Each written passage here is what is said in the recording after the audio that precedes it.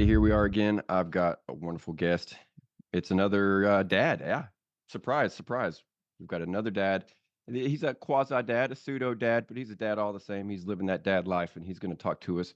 He's going to answer some questions this is crazy. This is crazy to say this, but listeners have asked questions, and those questions were related to being stepdad, being in that kind of position, dealing with that. So, my friend here has been kind enough to join us. His name is Jeremiah Rogers. I actually worked with him not too long ago. He's hitting these. I was trying to think of a good metaphor off the top of my head, but I failed, and I'm not even going to try.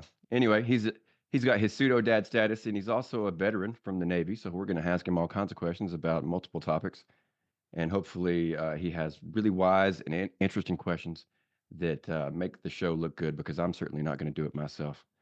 So, oh yeah, yeah, like and share and review and all that stuff. But with that being said, Jeremiah, man, it's been a long time, and I appreciate you taking the time to come on here and talk to us.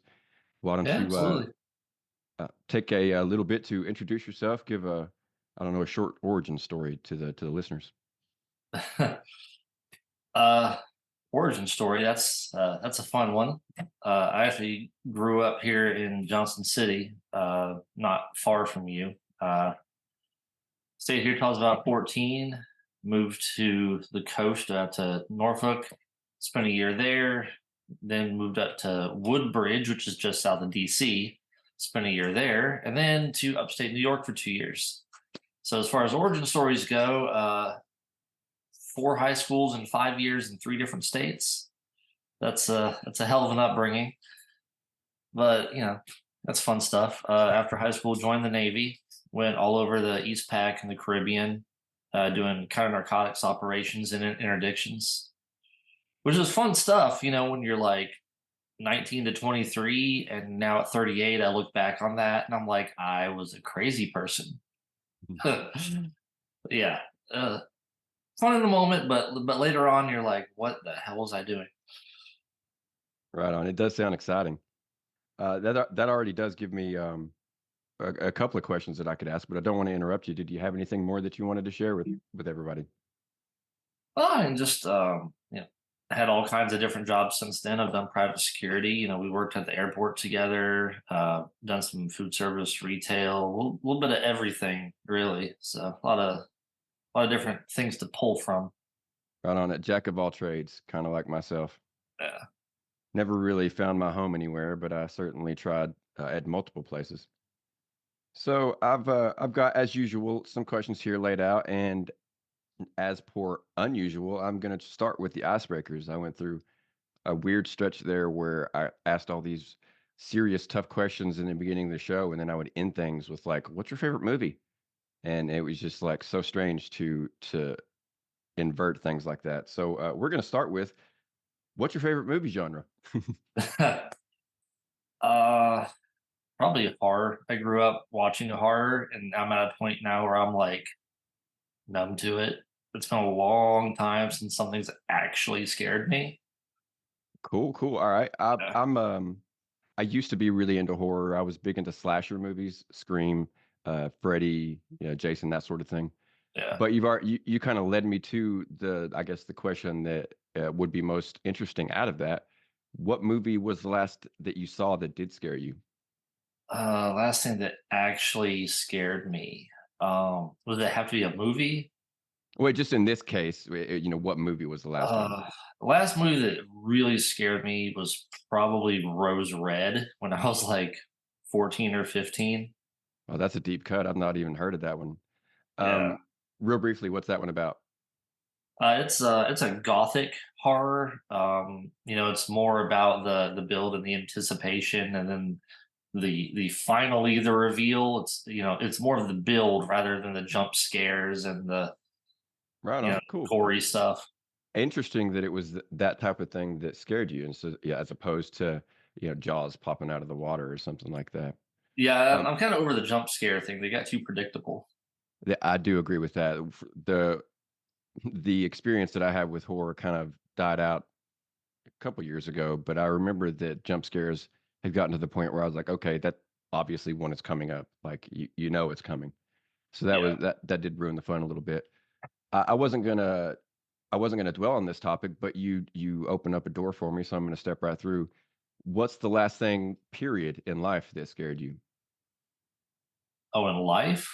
Yeah, because you said, does it have to be a movie? So Oh, what, yeah, 'cause I was thinking TV show. But in life, well, I mean, I had surgery on my ankle a couple months ago. Never had surgery before.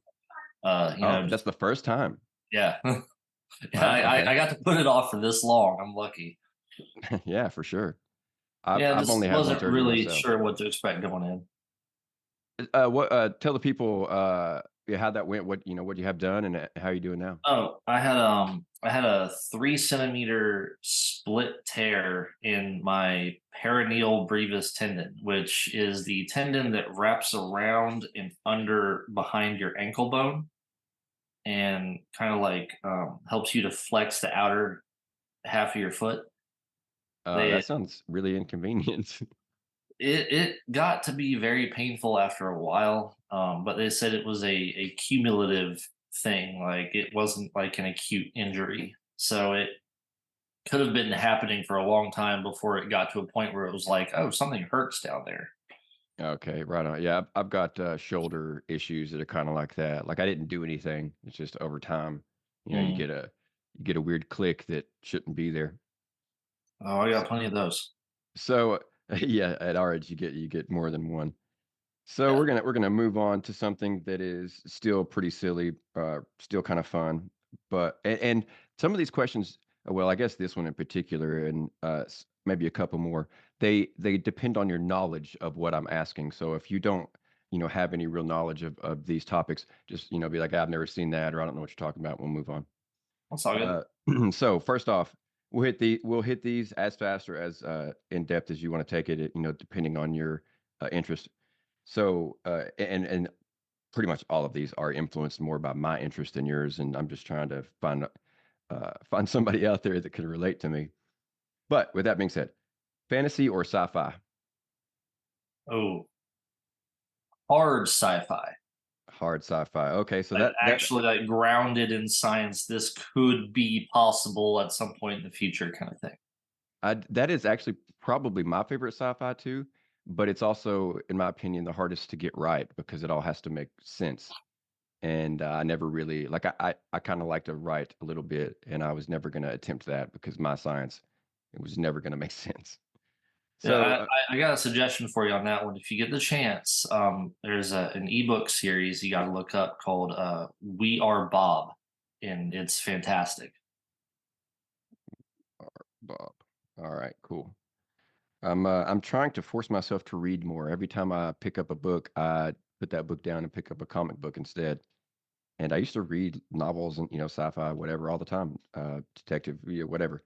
So I'm trying to force myself back into that. We're gonna, just for the sake of things, we'll go. We'll ask this question, and it may be, like I said, you've got a little interest, but you could tell us just from your experience. Are you more of a Lord of the Rings guy or a Game of Thrones guy? I guess I'd have to say Lord of the Rings. I'm one of those weird people that actually kind of avoided Game of Thrones just because everybody would never shut up about it. Right on. Okay, I'm no like, worries. I'll get around to it in my own time. I'm not going to ride the wave. Yeah, for sure. I mean, we waited long enough to read Lord of the Rings. It came out, a long time ago. We gave that a good little while. So shifting back over to your actual interest, are you more of a Star Wars guy or a Star Trek guy? Um, Star Trek. Okay, I've told people before that I want to live in the Star Trek universe, but I want to go on the holodeck and act out the Star Wars universe because like that's where the I dig that. The concept of post scarcity is amazing. You know, nice little utopian society and all that, but you don't have the same kind of, I mean, for lack of a better word, laser swords, man. I yeah, mean, come on. one is very hopeful, optimistic, but the other one is very exciting, very adventurous. So they definitely both have Yeah. their And I'm positives. literally in the process of watching the third season of Picard. So I watched the first one and then shifted to something else. I'm watching, Lower Decks, Star Trek Lower Decks. I don't know if you've ever oh, seen that's that or read that. hilarious. Yes. Yeah, that one's good. It's great. So, staying in the nerd realm, but moving on to a different, subject. Do you prefer Marvel or DC? Just in general, comics, movies, whatever. Marvel, yeah. Any particular I reason was a why? big Spider-Man fan. Oh, okay, well, that's really all the reason you need. Okay, Yeah. so, that kinda complicates a f a later question. We'll try to, maybe you give, an answer that I don't suspect, but, actually, alright, I'm gonna change it. I'm gonna change it up. Oh, So, yeah. but before we get to that point, are you going to choose I'm giving you the option, you can have, one of these. I used to give people, like, just open-ended question about what they wanted, but, I've narrowed it down to you get one of these. I feel like they are really at opposite ends of the spectrum, so they say a little bit about you depending on what you choose. You get a power, are you gonna choose flight or are you gonna choose super strength? It's tough. Um, my brain says flight. That's yeah, it's really hard to, like, to be a human and to be land-bound and to say no to flight, especially Yeah, working at an airport, like we did. There's yeah. just something I remember, and I'll probably always remember, that I've had one dream where I somehow managed to fly and, like, control my flight, and it was just a wondrous feeling. It was just amazing, it's always stuck with me. Okay, so moving on to that later question that we've had to flip-flop and rearrange on the fly. We're gonna start with the easier one first. Batman or Superman? Am I allowed to say neither? You certainly are, but you have to come up with another one to take their place from DC. Uh, from DC.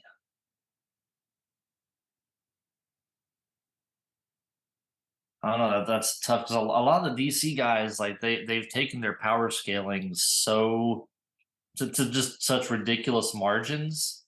It's Yeah, hard to relate to them as much as the Marvel spectrum. But I don't know, I kind of always liked Green Arrow and Oliver Queen. Like the dude's a billionaire, but he's like this angry, disgruntled. Like he reminds me of veterans. Like he's just disgruntled, and especially after he grew out the beard, dude was just like pissed off at the world. yeah, he's definitely got He, a bit of he, PTSD in him too. yeah, yeah, for sure. He'd tell Batman to like just shut up. Yes, he probably has. I would bet, like, I might have read it and forgot, but I'm sure that he has no problem telling Batman what he thinks of him. Oh yeah, I Uh, think I'd have to go with Oliver. Yeah, that's a really good he's just answer. got that disgruntled old grumpy man vibe going on at this point. Yeah, he's been one of my favorite. DC is weird. Like there's I don't know, there's just things about certain characters in DC that I've just stuck with or that stick out to me that have made me follow them. Like something about Aquaman breathing underwater is stuck with me. Something about the bow and arrow of Green Arrow stuck with me. Something about running really fast, like the Flash. Like nothing about his history or suit or anything. Just that certain aspects of those characters really did hook me, and I've been following them forever. So we're going to move on to the next part of that question. That's probably going to be a little bit easier for you. And it was originally going to be, one on one, but now we're going to go Spider-Man versus anyone else in the Marvel universe. Like just if I wanted to see the fight and see what would happen. I should have clarified.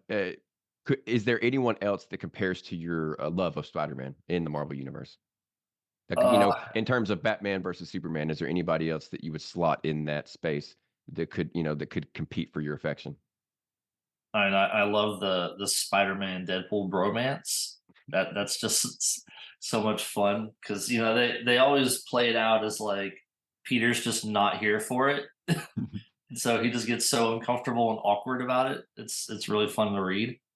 I like that too. Yeah, I've not read it as much, but I have read enough to know what you're talking about. It is really funny.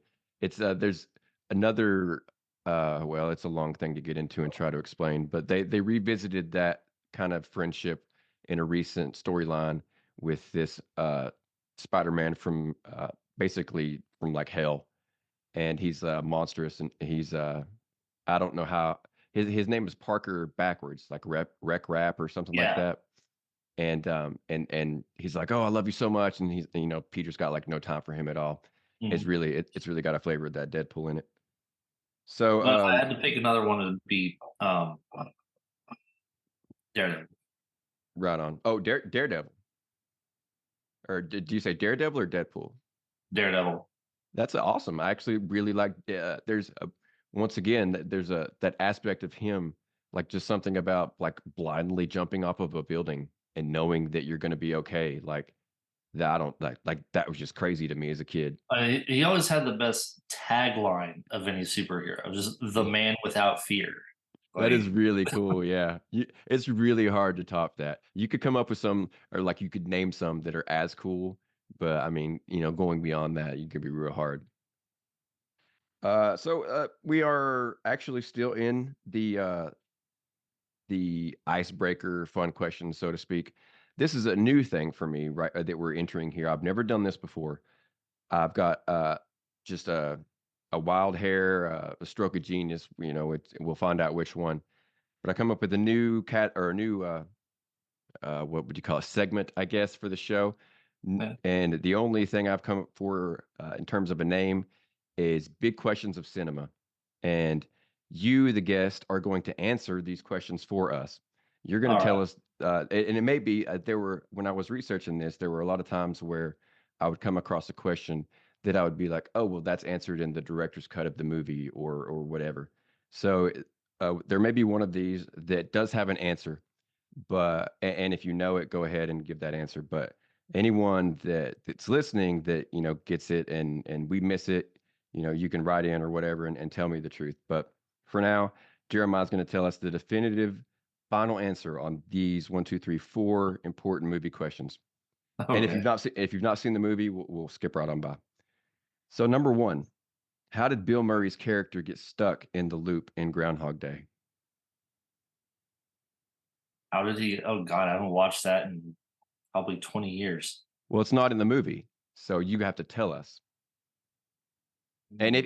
if you can't, with take a couple minutes to take well, not a couple minutes, but take a minute, give it some thought. Can't come up with something that you like, we'll move on to the next one. This is a Yeah, new segment I'm putting you through. You're kind of like my guinea pig. So I got you. I mean, the throwaway answer is, oh, maybe he had a stroke in his sleep, and it's just, his brain is misfiring, and he's reliving the same thing over and over. that is an amazingly awesome answer. That makes so much sense. I did, a little bit of research and I never came across that, but that is a perfect answer that perfectly answers the question too. The closest answer I found was that, and just to kind of keep it moving on, the perfect answer that I found was he made a gypsy mad at some point, somewhere like the Stephen King thinner, Oh yeah, and the gypsy like cursed him into until he learned the error of his ways or what have you. I can see that. But supposedly that's not what happened. They denied that. So we kept the question in, and you've now given us the answer. He's having a stroke, and the stroke, either kills him or he comes out of it. All right. So next up, and once again, if you're not familiar with the topic or the subject matter, we will move on. But um, oh shit, George, I forgot his first name. George Romero denied the theory that the Venus probe coming back to Earth was what caused the zombie apocalypse and Night of the Living Dead. That being said, you're going to explain to us how it did start. Hmm. Well, I mean, a lot of the research that I've done about zombies and stuff, just for fun, it goes into it being like a mutation of the rabies virus. And I mean, it makes sense, we could definitely see that happening. But the issue with that is that in the movie, the person is literally dead first. Yeah. So hmm, that's a tough one because they literally start out dead. They're not sick yet. Yeah, I mean, I guess if you want to flesh out your rabies theory, it could be mutated, in some way, shape, or form. I don't want to put words in your mouth, but just building off of the theory that you've developed, like you could say that there's And it's possible. That's as much as I could come up with outside of something supernatural. Right on. And then, that's one of the ones I feel like if this segment is something I do again, that I'm gonna have a problem finding one that haven't been answered. But that being the case, this is as good as we can get with one that was never given a true answer. So we got 2 more going, or 2 more to go, and I'm sticking with the sci-fi here, so hopefully you've seen this one. Have you ever seen the John Carpenter movie, The Thing? Oh yeah, So at the end of The Thing, is one of them infected? absolutely. Are both well, okay, both of them are not infected, there's only one alien. So which one is infected? I can't remember their names, but Kurt Russell or the other guy? Kurt Russell for sure. Ooh, you are Absolutely, it's absolutely. almost I like have you've no given doubt. this thought, like you've I know that they were originally going to explain it, and maybe it was explained somewhere in some way, but not such that I found in the course of my research. So there you have it, folks. At the end of the thing, Kurt Russell is I don't know, I don't remember to be honest if he's infected or if he is an alien, like a shape-shifting alien. But either way, he's the bad guy, and the other guy is not looking at a happy ending. No, Okay. definitely not. So here's another one, kind of sort of in your wheelhouse. This is the last one we're going to do before we move on to our quasi serious questions. Why did Jaws stick around, or why did he choose and stick around at Amity Island? Easy food source, So and you have he all got the that first tourists. girl, and then it just like as soon as he was hungry again, he found another one, or she, or whatever. I mean, you see how many people are out there. It's just easy pickings for him. Why is he gonna go out in the open ocean and hunt when he's got all this easy food on the shoreline? There you go, another very simple, very logical answer that makes perfect sense considering the situation.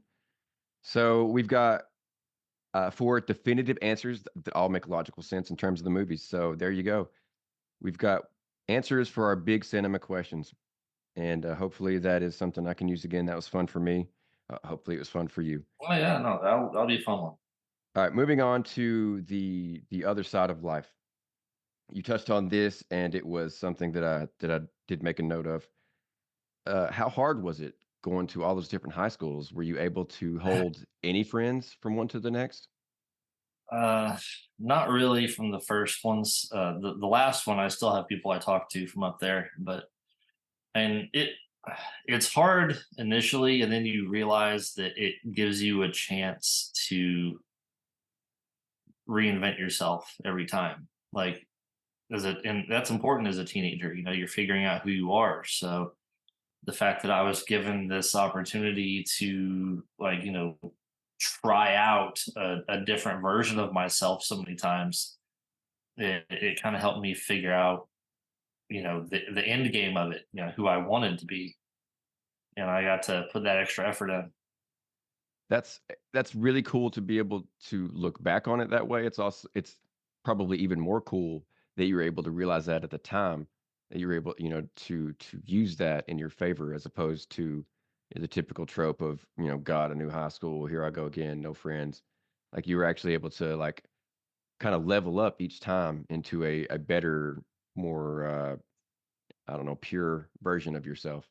Well, the thing about getting into trying to be like a different person or different version of myself every time is that I kind of got into like these different social circles every time. So my last 2 years of high school, I could get along with everybody. You know, I I was into skating for a while. I ended up playing three different sports. I can read. I played chess. Like I could get along with the jocks, the nerds, the skaters, the band kids. Like I was a floater. Like I didn't have my own clique necessarily, but I could kind of slide in and out of conversations with everybody. That's definitely got some benefits. I was kinda sorta the opposite. I didn't feel comfortable with any I was that kid that and I didn't know this until after, but I was that kid that, like, my solitary nature came off as, like, cool in some way, but it was really just this high school kid that was starving for attention from anybody, but was afr at the same time afraid to, like, reach out in any way, shape, or form. So it's funny how life is completely different sometimes from the outside. Um, that is like I don't know when you described reinventing yourself, I was like, that's like a movie, like like a I don't know if it's a comedy or what, but like a kid goes to like he's one version of himself in like the first act, and then he's like that didn't work. Okay, dad's moving again. Now he goes to the next one, and he's like the exact opposite, and he's like, Oh oh, yeah, I that's could not. definitely I see it being like an 80s, 90s rom-com kind of thing. Yeah, for sure, definitely 80s, 90s. Okay, so kind of moving on into well, the show's definitely dad centric, but at least 45% of it these days is veteran focused. So we're going to move on to your time in the Navy. And these questions, I only have a few, but we will take as much time as you wanted to devote to them. First and foremost, why the Navy over all the other branches? Well, initially I wanted to go Air Force, but apparently the recruitment gods were against me for whatever reason. Every time I went into the recruitment office up in Kingston, New York, the Air Force recruiter was never there, always out of the office. Like, Hmm. didn't matter what time of day I went in, the guy was just never there. You know, you got like 12 Marines in there, 8 Army guys, the 2 Navy guys, nobody from the Air Force to be found. That makes sense, I guess. They rarely have issues reaching their recruiting numbers like the other branches do. Yeah. But at the same time, I guess fate took a hold. Do you have any, and you may have told me this in the past, but do you have any relatives, any uncles, dad, anybody in the military? Almost everybody on my mom's side, her father, my papa, was the way that it's been described to me, and I absolutely understand this, is basically modern day Marines would bow down and kiss his ass. Um, my papa was a Marine, and he was a flamethrower operator on the island of Iwo Jima. Wow, dangerous You, stuff. you don't get much more badass than that. No, that's like no fear of death at all because one of those tanks takes a bullet and you go up like a rocket. Oh no, he was the one. Like, they would run up on the foxholes and the gun nests, chuck a grenade in, wait for it to go off, and then he jams the flamethrower down in and just lets it rip. That's somehow Yeah, even worse. yeah. Boots That's on the like ground, flamethrower, just absolute god of a man, badass. and did you have any kind of relationship with him growing up?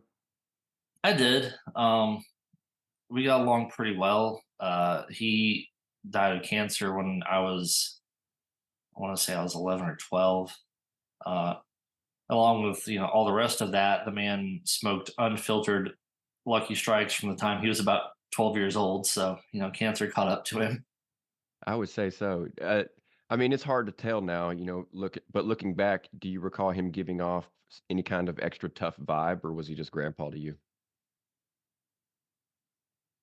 To me, he was my papaw, but you could sense it when he was in the room. Like, other people were like giving him deference. I mean, even in his mid 60s, he was still like 6 feet tall, 185, 190 pounds, just a very large, statuesque man Just like a until the big cancer got him, presence. and then he lost like 50 pounds. But I mean, he just had that presence.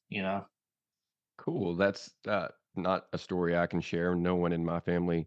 I did extensive, like, what's the word? Genealogical research. I went way back, like, way, way back, but I didn't find anyone that had any evidence of being in. Well, okay, so I say this, and no one on my mom's family gave any evidence of being in the military until you got back hundreds of years. My dad's side of the family, I lose track of right in the 1700s, and there's a couple hints that that guy may have been in the Revolutionary War, but Uh, all evidence of them disappears prior to that. So it screams like name change, and that screams like shady business. So, yeah, I Yeah. know, like on my mom's side, I go back to William the Conqueror. Like I can go back forever. On my dad's side, the Lewis name goes back to 1780, something along those lines. So it's Yeah. ridiculous how that is. Uh, Moving on to a different aspect of the Navy.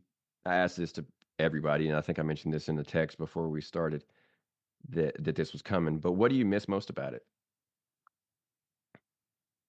Probably, honestly, and it's gonna sound like a throwaway answer, but cultural exposure, just seeing what the world was like. I mean, I was based out of Mayport, Florida, up by Jacksonville, so everything we did was the Caribbean and all around Central and South America, and you don't really have an understanding of how a lot of these people live. You know, you see pictures and videos and whatever, but it's crazy. I mean, there were places that we went to where it was, high end resorts and, obviously lots of foreign money tourism pouring in.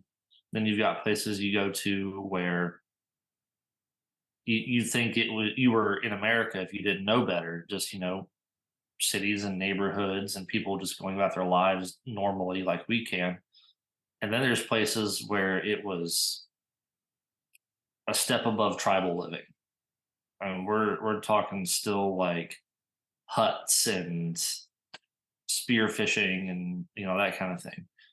So it was just very interesting to see all these different dynamics so close together. That is, it sounds really cool, especially like the area that you were in. Sounds like somewhere that I would have particularly loved to have gone, just because I mean the area, the weather, just sounds really nice.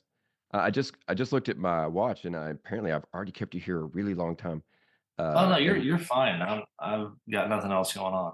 We oh, can okay. go as long as you want to. I was about to rapid fire through the rest of these, but we'll take a little bit of time.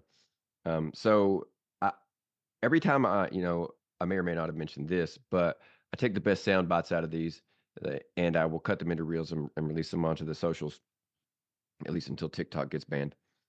But when I do that, and I inevitably release the "What do you miss most?" reel, I always get at least a couple people saying I didn't miss anything, or what I miss is the idiots and the hierarchy that didn't care about you, and very very obvious, it's like still things that everybody are going to deal with that are in the military. Oh yeah. So to give the flip side of that coin, to kind of give everybody a more round picture of the Navy, can you give us one thing or the thing that you hated the most? Um, right. People who are in will understand this. If you're not a part of that, maybe just try to relate it to your own work situation. But the division that I was a part of, uh, we had I was one of four E5s. We had one E4, one E6, five E7s in my division. We had five chiefs, every single one of which was convinced the task that he had for you to do that day was the most important thing in the world. Mm. And it didn't matter that we had, three or four different rates in my division. A GMC could tell me what to do just as much as an FCC could. So, GMC says, I need you to come down and help us load rounds up into the chambers for the 3 inch. I go up there, I'm working on that. FCC comes around and finds me. Hey, I need you to come down and do a calibration on the targeting system. Okay, well, I'm doing this for guns. It's like, well, I need you to do this right now. Like, okay, well, let me go find guns and let him know I need to go do that. He's like, no, I'll tell him. An hour into doing a calibration, GMC tracks me down. What the hell are you doing? But yeah, it was a no win situation. Like, too many cooks in the kitchen, I guess you'd say, too many cocks in the hen house. That got really frustrating because Yeah. we were, I mean, top heavy beyond anything we should have been. That sounds really annoying. I have nothing Yeah. to in terms of like the different types of bosses, I have nothing really to compare to that. The only thing, and this I don't know that anybody really listening that's not or that wasn't in can understand this, but you probably could. There was a time there toward the end, and I think my anxiety got really bad in the military, and that led to some other things. Yeah. So this might not be a normal thing, but for me personally, toward the end of my tour, I will say last year of it, something like that. I got into this mind frame where I was really anxious about the fact that anyone on post that was higher ranked than me could see something about me that they didn't like and could basically yell at me for it. And that it may never have happened. I certainly don't have any strong memories of enduring something like that. But I do recall very strongly that I was worried that it could happen. Hmm. And I mean, I guess it had a kind of a positive effect because during that time, I was far and away, like, if not the best dressed, or like in terms of like press uniform, shiny boots, like I was either the best looking or amongst the best. So, it did me well in terms of appearance, and that's really what the army cares about. But for my psyche, man, it was rough. Hmm. I I hated that, and I tell people like I don't regret the army. I love what it did for me, and it still to this day does things for me regularly. But I would never go back, and that's all I can say about that. I'm in agreement with that. Like it was good for what it was when it was, but I'm glad it's over. Yeah, yeah, I'm And certainly even glad it's over. then, half the stuff that they tried to teach me at the time, I was in from 18 to 23. Half that shit doesn't make sense till you're 30. Right? When you're still a kid, like you're not gonna understand half of what they're trying to teach you until you get to be older and more mature, and you're like, oh shit, that's applicable. Yeah. Like, Even if you understand what they're telling you, you don't understand why they're telling you and because if you're you just ask why, you get chewed. yeah. That don't ask why. Don't ever ask why. Yeah. That's another thing is now like this is opening up a jar of worms that I wasn't like thinking about. If that's even the term for it, can of worms I think is more the term for it. But they're like these things about like just asking you to do things, and you're like, why are we doing it this way? Like I understand that this Yes. has to be done, but why are we doing it this way? And but you can't say anything because you're just an E4, E5, whatever. And at Oh, least an see, that was E6. my problem. Is I did. Okay. So I did not. That was not, that we didn't really. We would complain about it all the time, but rarely would we question. And and it was just it became just a regular thing that we would joke about, talk about, complain about. It's like you take something that should be easy, and then you find ways to complicate it, and that's just the military for you. Oh, for sure. Um, I even would submit like redirects on this is an easier, cheaper, faster way to do this, and they'd be like, "No, we've always done it this way." and that's all Like they need to I've say. literally had a chief drop something in a shredder in front of me, like that. It really happened. It was That's like, "No, messed we've up. always done it this way. This is pointless. Stop wasting your time on this." And just dropped it in the shredder. That is, I mean, that is one thing you can't get around. The military doesn't really want thinkers necessarily, unless you're a really high ranking, and even then, they want you to think more in terms of how they want you to think. Hmm. They just want tools. They just want I won't say drones because everyone has a personality, and they don't try to beat that out of you. But they don't want you to be giving them ideas and trying to improve things. They just want you to do what they tell you to do as fast as you can do it, and don't For complain. enlisted ranks, yeah. I mean, if you're an officer, being a thinker can be helpful, but if you're enlisted, it doesn't matter if you're a master chief. You're still just a drone. Yeah. I remember I don't know if it's equivalent, but we had warrant officers, like Yeah. they had, reached E6, E7, and then basically kind of were officers. And even them, like, they got respect from everybody, or at least the ones I worked with. they got respect from everybody. Even the officers respected them a Mhm. little bit more. But at the same time, like they weren't really allowed to do anything. Like the ones that I worked with were always complaining about how they were like how they felt useless. They weren't like their They're a knowledge was figurehead. yeah, like they're just there like because that unit needed a W05 or whatever the case may be. Yeah, we had a warrant in charge of our engineering department on my ship, and I mean, like you said, he could literally, tell the XO to go fuck himself, and there's no repercussions because he's a warrant. What are you gonna do? Yeah, Yeah, he was that's the way it was enlisted for described. 15 years and then got warrant. Like, dude doesn't give a shit. Yeah, it's almost like a college professor with tenure. Like they can do pretty Yeah, much whatever they want. pretty much. But he would literally just like stand around in engineering and just like sit on a swivel chair and just look around because he literally had nothing to do. He's over the whole department, but that's it. Like he doesn't have a job. Yeah, like it was similar with the one specifically that I worked with. Like we had a captain, we had the warrant officer, we had an E7, an E5, and two E4s.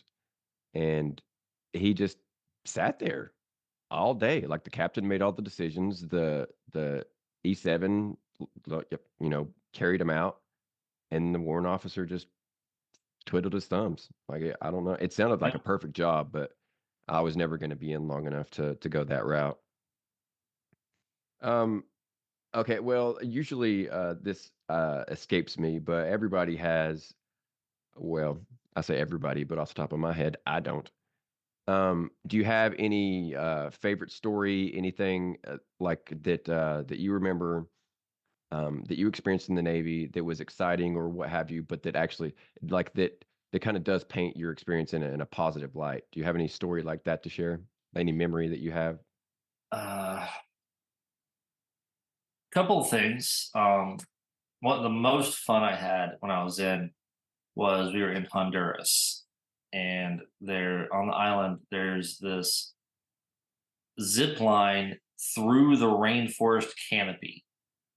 I mean, I'm talking we're like 60, 70 feet up in the trees, going tree to tree on this zip line. Of course, it was crazy. That sounds Really, like really fun. fun. Like one of those like once in a lifetime things. Like you'd have to go here to this place to do this. And That's then, oh man, that's like oof. Yeah. Anyway, we do those things when we're young. But yeah, anyway, what's the other one? the other one was probably we did this joint exercise in the North Atlantic with a couple of European countries. It was kind of a war games sort of thing. I was on a frigate, so we were really just torpedo fodder. But we got to go to Germany for 3 days. Right And on. best thing about that, uh, the first day we were there. By the way, I took German in high school for 3 years. At this point, I've been out of high school for 3.5 years. I still have a lot of it retained. We go to they're having this festival where we were. It was Cologne, if you've heard of that. Uh, they were having some, I can't remember the name of the festival, but we went there and I started talking up some locals that were close to our age, some local girls, and they basically like adopted us for the 3 days that we were there. They took us to their house, like we got to meet their parents who like loved us because apparently her dad had been in the German Navy, which was awesome. But took us to their house. We're drinking, playing games. The next day, like they took us out to a club, like met us at the pier, and then just like, okay, we're going to do this now, and basically just like adopted us, me and my group, the whole time we were there. It was a lot of fun. That sounds awesome. That's not something that ever would have happened to me. That like reminds me, like I relate that kind of good time, that kind of luck, to this video I saw on TikTok where they're recording. It's a college dorm clearly, and this guy's recording his buddy, and I guess they're attempting to pull a prank. I don't know what they thought was going to happen, but the guy knocks on the door, and you hear it open, and you hear like I don't know 3, 4 different girl voices saying, "Who are you? What are you doing here?" and he says, he, like, looks over at the camera, like, really nervously, and he's like, "So, did you guys order a stripper?" And they're like, "Hell yeah, we did." And then, like, they, like, pull him into the room, and he close the door, and you can hear him, like, asking, who he is and stuff like that. And Gosh. and then the guy recording turns the phone to himself. He's like, "What the fuck just happened? Like, what was that?" And they would their shock, like, made me think it was real. Take that with a Uh, grain of salt, but that's basically the same type of luck, and that just never has, that's I never don't taken think me. I've ever been that lucky again in my life. Yeah, you used it all up that time. Okay, so we're gonna shift into the other part of the show, which is the dad part, which is the reason why I'm having you on, I guess, for the most part. And moving right into things, I've explained you're not, you guys, you and Carissa, you're not, to my knowledge, married yet. But for all intents and purposes, you're feeling the fatherly role. You're feeling the stepdad role. So if such that you would if you were married. So how is it, being a stepdad? We're gonna go in general first, and then we'll go a little bit more in depth. Like, are you overall enjoying it? Do you try, not to, look at yourself that way? How do you feel about the experience? It's it's kind of bittersweet for me because I had a stepfather growing up who was minus sexually every other kind of abusive you could imagine. Just absolutely terrible human being. And really just had a big impact on my personal views of fatherhood and bringing up kids. And I'm trying my best to, emulate what I would have wanted in a sense. Because I mean, this isn't the first relationship I've been in where my partner had kids. The relationship I was in before this, for about 5 years, she had two young boys, and now I'm with two young girls. So it's different. You have to have a whole different approach. But one of the biggest things I've learned is you cannot force any kind of interaction whatsoever. Um, Engagement is entirely up to them. And this is something I'm still learning because sometimes I want to, hey, let's play, let's hang out. How was your day? What are you doing? What's going on? And my the entire response I get to that is like a just this shrill, ear piercing shriek, which is basically just go the hell away. But I'm learning as I go. It's about I'm here when they want me to be here or when they need me to be here. But outside of that, I'm still towing a line. I am fully aware, like, I'm not your dad.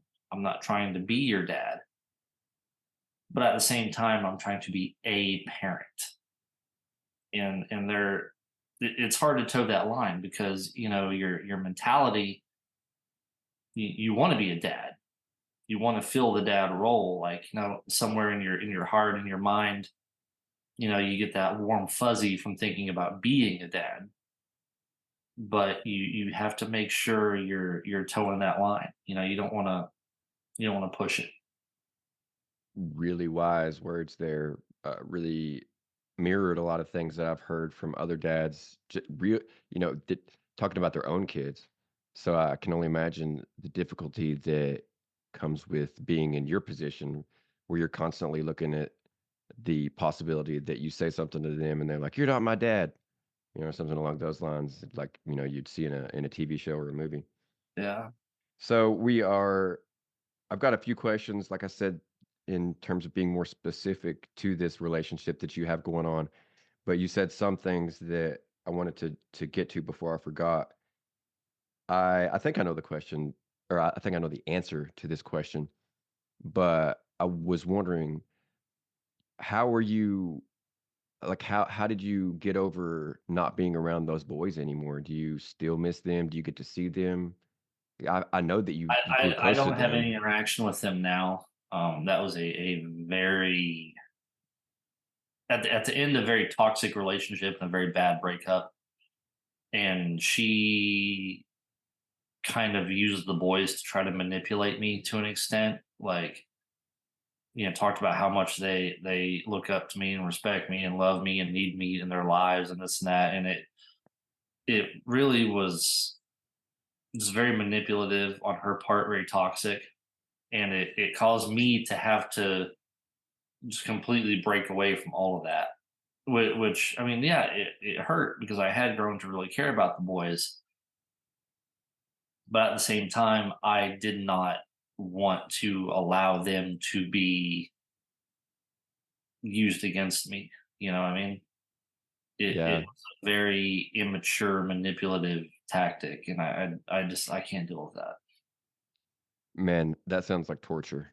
I My anxiety, my mental health is weak enough, and to be in that type of situation where, like you said, you did have feelings for those boys, and you did want to be a father for them, but to have it warped and used against you, I like, I don't know. It's just that's a conversation for a smarter podcast than this one. I tend not to dive that deeply into the specifics of things, other than saying I feel for you, having gone through that, and I'm glad that things are better for you now. In general, very general, what is different about, take away the toxic relationship that you had, take away the relationship that you had with both mothers in general. What is different about raising boys from about raising girls when you're the stepdad? Oh God, we don't have enough time for that. Uh, and it is boys. Boys are very, very physical with everything. Their play, their affection, their anger, everything that there is an outlet for is very physical. Um, Girls are much more vocal. They're going to tell you how they feel, whether it's with words or not. More often, it's not necessarily words. It's just the screams and shouts and grunts and cries. But there's more of a vocal component to it. You know, I mean, I was around those boys for 5 years, and it was very rare that I would get an "I love you" even after that long. Wow. But the 3-year-old here, I'll get an "I love you" at night. 6-year-old, I'm still working on it, but That's a big but step, there's though. the affection is much more outwardly obvious, and then at the same time, anger and sadness is much more outwardly obvious. You know how they feel. With boys, you got to sit down and have those man talks sometimes. Like, hey, what's going on? Like, how's your life? You don't tell me anything. How's school going? How are your friends? Can you look up from Roblox and make eye contact with me? That's really cool to hear. I mean, like, cool in an interesting way, because I you know, y it's always interesting for me to think about how things would be if I had a daughter versus, the son I have now, and to have that, like, laid out like that, in black and white. It really, men are from Mars, I guess, and women are from wherever they were. Well, I think another big part of it too is some people's mentality. You're just, and I mean, people might argue with me on it, but there's a lot of people I feel you're better suited to one or the other. I butted heads with the boys a lot, especially when the oldest one turned 13 and started going through puberty. I mean, it was just constant. But with the girls, like, I feel like I'm in full on girl dad mode. Like, they are princesses. I love them to death. I want to spoil them. I do anything for them. I think certain people are suited differently. There's the guy dads out there that are all about the conflict and the rough and tumble and the physical and all that. And that, I don't know, that's not me. I feel that, yeah, there's definitely I mean, to men and women, there is still a masculine and feminine side, and I think that calling it masculine and feminine is kinda dumbing it down because it's not really a gender thing, but, if you lean more toward one way, then I think it does make perfect sense that you would be, more comfortable raising boys and girls. Makes by that theory, though, it makes it seem like it would be extra hard if you had one of both, like, you'd have to kind of weave back and forth into those different things. Yeah, I mean, Um, I'm learning as I go. I don't, um I don't know if this is, I don't know the status of your relationship. I don't know, if you guys are gonna be married one day, but I'm wondering, you've won we'll be positive about this. You've won over the younger one. Do you think that you've got time? Do you think you're gonna win over other one anytime soon? I mean, that's entirely up to her. Like I said, engagement can't be forced. I just have to keep doing what I feel like I should do or what I know how to do, and she'll come to me on her own terms. It's That not something I can push. I've heard that from other dads talking about many different things. Yeah, I mean, the there's, younger one is 3. She's known me since she was like just turned 2, so yeah, it, you've, it's a like it's a little bit of an easier introduction into that relationship. yeah, she came around, the airport a couple times at least, so you've Yeah. met her, from a pretty early age. I've had dads tell me exactly the same thing you're saying when we were talking about how one parent or how the child that, will favor one parent over the other. Mm. Even when they're both, the blood parents, you still have to just keep on keeping on. You don't push it, like you said, you give them opportunities, that they may not ever take, but you allow them to come to you, and as long as it takes, you just, keep on keeping on, and And you seem to it's be doing it. patience. Kids will break your heart. You can put 100% of yourself out there on the table and say, this is everything I got. Take it or leave it, and they'll just like look up at you, blink a couple times, and then look back down at their tablet. Like, and then you just have to gather yourself back up and be like, okay, we'll try another day. And you're like holding back all this feeling that you have because you're trying to make that connection, and they're just not ready. Yeah, that sounds I mean, not to get too sad about it, but that does sound really hard. Like, putting yourself out there. It's almost like asking a girl out on a date and, she's like laughs in your face or whatever. Or Yeah, even worse, she just looks up at you and then doesn't say anything and then looks back down. yeah. It's you've got me in your corner. I think that you've got from what I've been told, this podcast isn't about me telling you what to do. It's about, me taking everybody else's advice. But from what I've been told, you're doing it the right way. So just keep on with that, and if it's going to happen, then it will happen.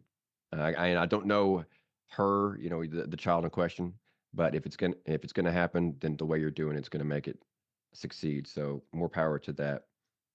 Getting in here a little brief, a little more specifically, and these are things that we're coming down here to the wire, but these are things that you can handle or answer as quickly or as in depth as you want. One of these things I already know the answer to, I'm pretty sure, but we'll hit it up anyway. As a stepdad, quasi stepdad, I'm just going to call you stepdad for the rest of the episode.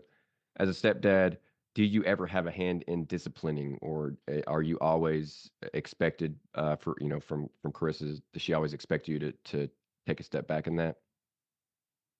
I don't discipline unless she asks me to be involved in that.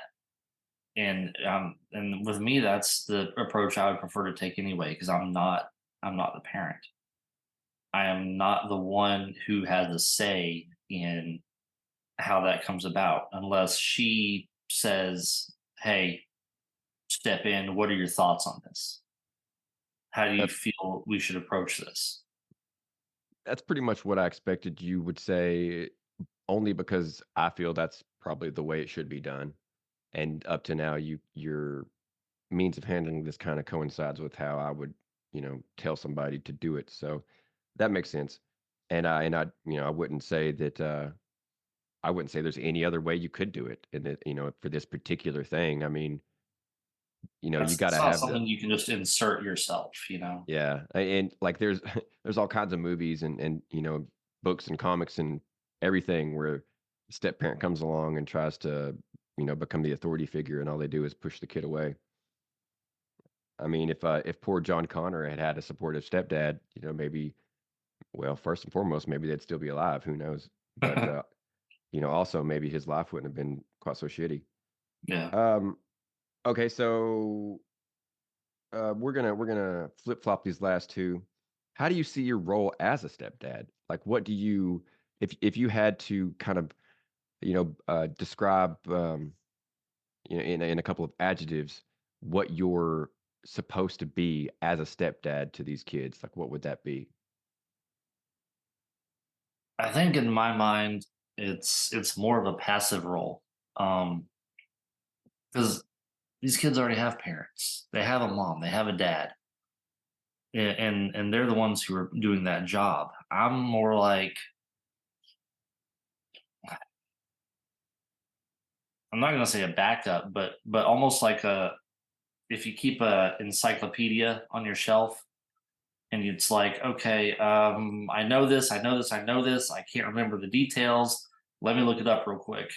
And it's like, okay, I'm here for this.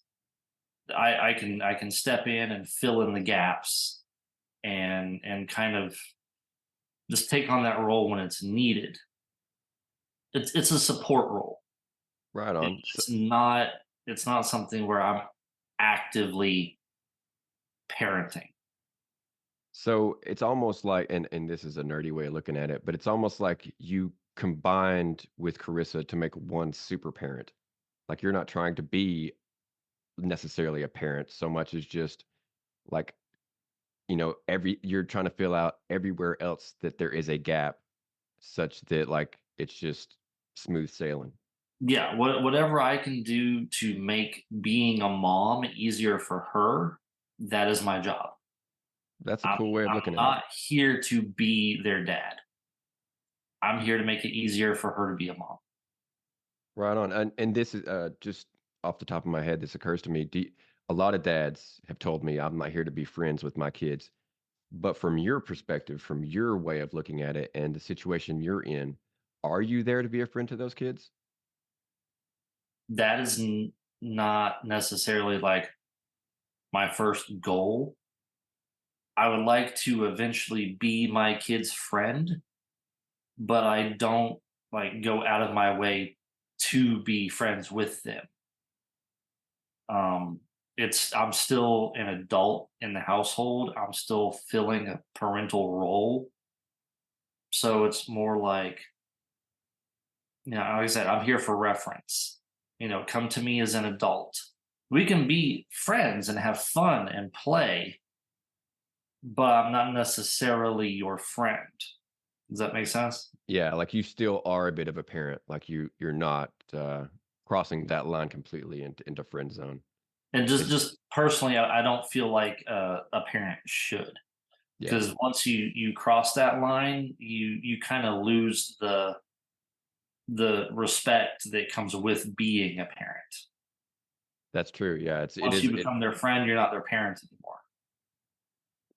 good way of putting it. That's a good way of putting it. I wish I hadn't interrupted you right before that because that was perfect for a clip. I'll try to cut that as best I can to make to cut me out and to make you look better. Lastly, lastly, really in the show, to be honest, this is something that has occupied my interest when I think about this topic. I'm wondering, what do you do, or okay, let me rephrase that. How do you deal with the other dad, with real daddy, and do you have any tips for any other stepdads out there that going through this? um, Honestly, we've not had a lot of engagement. Um, I think I've spoken to him twice. He personally, and I'm not sure how much I can speak on this because this is a third party that I don't know all that much about. I haven't had that much involvement with, but I think he personally still is very raw about their situation, and just any kind of engagement or interaction with me. it's still off putting to him. So we haven't had much interaction. Um, yeah, I understand his point of view. I get it. I would not mind having eventually more of a relationship with him, because I feel like if eventually, he and I can converse, that can be nothing but beneficial, because he is their father. And there's things that he might be trying to teach them, or you know um, ideals or concepts that he's trying to get across to them, that if it's something that I believe in and I agree with, I can reinforce that. I can back him up on that. And that is what I would eventually like to be able to do. Because, like I said, I'm not their dad. I'm not trying to be their dad. I'm in a support role. 99% of that is for Carissa. But if an occasion comes up, if something is going on to where I can also help him be their dad, I'm all on board for that. I have no animosity there. We just all want the best for the girls, and that's the way it needs to be. Yeah, for sure. And that's an awesome way of looking at it in terms of taking taking things that he's trying to teach them that you also agree with and doubling down on those, making sure that it's, something that's being hit at from his house and your house. Not, not necessarily I don't know. He's like if he's like cars are bad, cars are dangerous and they'll steal your souls, you're not going to double down on that. Oh yeah, Uh but if he's like, pushing honesty and integrity, like obviously it would help you to know those things and how he's teaching it so that you could, like you said, fulfill a support role in that and kind of continue his teachings even when he's not around. well, yeah. I mean, they're children. They need to learn. They need to be taught, and we're the ones they look to for that. So, if he has an ongoing conversation, and all of a sudden they come to me and start asking me questions about that, I need to know what to say. Yeah, You yeah. know? Even if it's not something that you're gonna be like, "Oh, I totally agree with your dad," like, you need to know what he said so that you're not like, "Oh, cars are no, cars are fine, like, you just Yeah. don't talk about cars at all, you're like, that's a taboo topic, I don't talk to you about cars, like, that's your dad's thing, like, Yeah. but if you didn't know, then you're gonna be like, "No, cars of course cars are fine," and then they go back to dad and they're like, you know, "Jeremiah said cars were fine," and now there's a big thing with Yeah. dad I, because I, I do not want to create that kind of a rift, you know? yeah, for sure. That was a that's kind of a bad example, but I totally get where you're coming from, and I think that and once again, you're handling that one probably perfectly as far as I could determine. I've never been in a situation where I was remotely raising somebody else's children, for lack of a better way of putting it.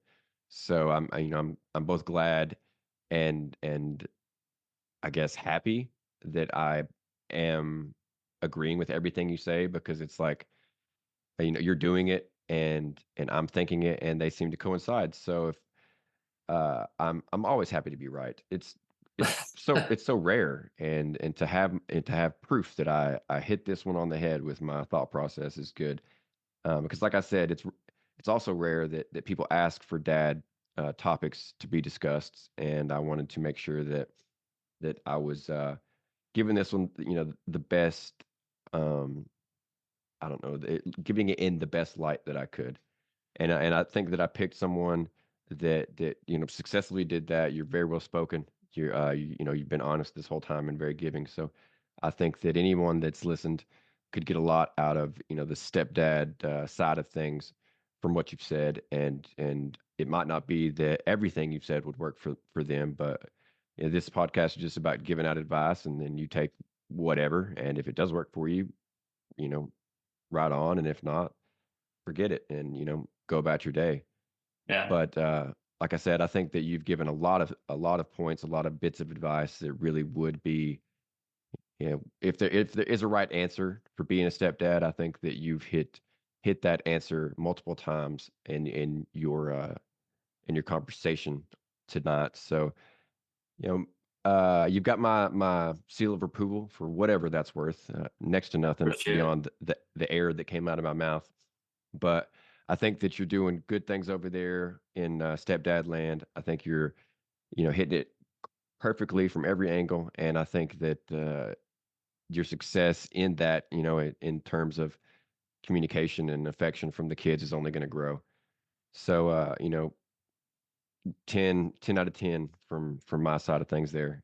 Appreciate it. And that does bring us down here to the end. I guess this went actually a little bit longer than I expected.